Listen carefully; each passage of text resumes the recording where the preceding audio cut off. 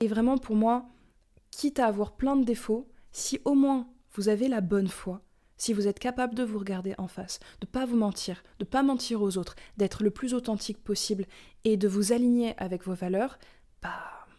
en vrai vos défauts ils importent peu parce qu'au fur et à mesure ils vont s'éroder. Vous allez grandir, vous allez avancer, vous allez devenir quelqu'un que vous aimez vraiment. Et à la rigueur, les défauts qui vont rester, ce sera plus des petits traits de personnalité rigolos, mais ils causeront plus les mêmes dégâts. Et si jamais c'est difficile pour vous de vous poser ces questions-là, que vous avez du mal à affronter ça, parce qu'en réalité, je comprends aussi que des fois, on a du mal à affronter comme on a pu être le méchant de l'histoire, à oser se poser la question de mais si en fait depuis le début j'avais complètement tort, bah en vrai, faites-le pas tout seul.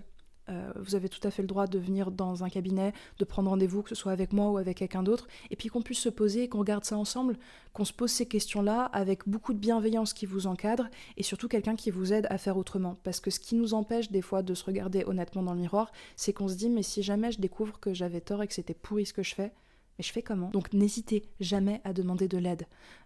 On va pas juger quelqu'un qui est en train d'essayer de faire de son mieux, surtout pas dans un cabinet de thérapie. Donc vraiment franchir le pas, ça peut vous permettre de changer votre vie avec beaucoup plus de légèreté que si vous le faisiez tout seul.